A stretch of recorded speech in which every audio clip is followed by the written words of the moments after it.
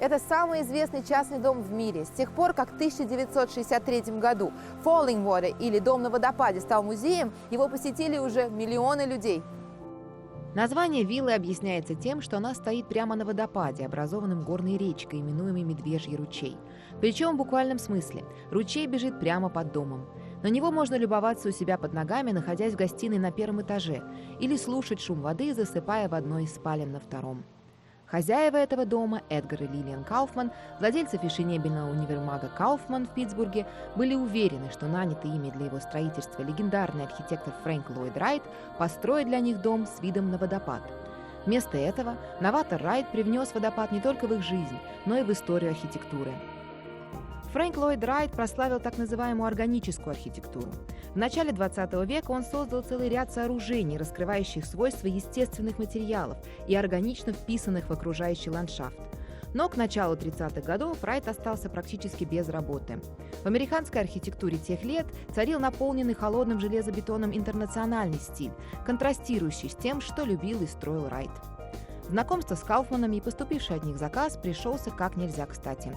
Все совпало. Архитектор, готовый с головой уйти в работу, заказчик, открытый к любым смелым идеям, и потрясающий живописный участок горы с водопадом, прямо как полотно готовой кисти художника. В результате все остались довольны. В 1938 году, после почти 10 лет забвения, портрет Фрэнка Ллойда Райта появился на обложке знаменитого журнала Time на фоне дома на водопаде. Это было начало второй волны успеха архитектора.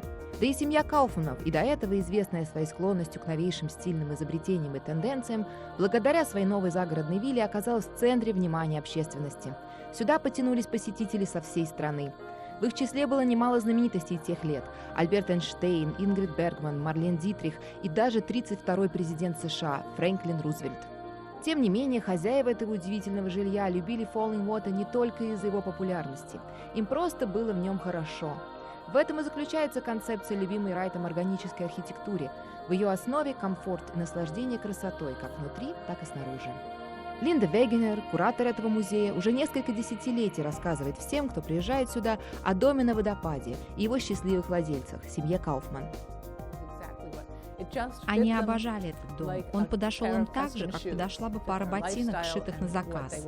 Здесь они смогли жить так, как всегда мечтали, в покое, в гармонии с природой, которая их окружала. Особенность архитектуры Райта в сочетании абстрактных и геометрических форм с природными элементами – камнем, цветами, водой. А еще в открытости пространств и их наполненностью светом и воздухом. Эта гармония, казалось бы, несочетаемых элементов была своего рода вызовом и ответом крайне геометричному, холодному и строгому интернациональному стилю в архитектуре. Здесь, в проекте Falling Water, строгие формы наполнились теплом и жизнью. Этот дом удивительно теплый, потому что вся его обстановка очень тонко создана для тепла и уюта. Эта встроенная мебель, ее драпировка словно приглашают вас присесть, расслабиться, почитать здесь книгу, послушать музыку или просто подумать. Фрэнк Ллойд Райт не любил картины. Двухмерное искусство мало его вдохновляло.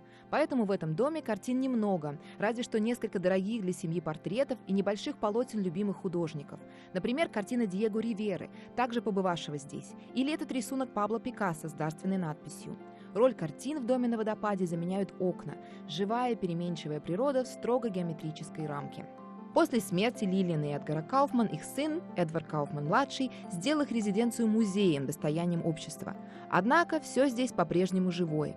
И каждый легко может вообразить себе, как чудесно отдыхалось в этих спальнях, легко мечталось в таких креслах, и как можно было бесконечно наслаждаться видом из всех окон в любое время дня и года. Мы намеренно поддерживаем эту атмосферу. Здесь вам все время будет казаться, что хозяева дома только что вышли и скоро вернутся. Самый популярный вопрос посетителей – сколько стоит Falling Water? Ответ на него прост – этот дом бесценен, потому что не продается. Это как попытаться купить Мону Лизу. И как нетленное творение Леонардо, дом на водопаде нельзя также и скопировать, ведь он неотделим от окружающего его пейзажа, его создателя и владельцев, которые были здесь счастливы. Маша Мортон, Светлана Прудовская, Михаил Майсурадзе, Пенсильвания.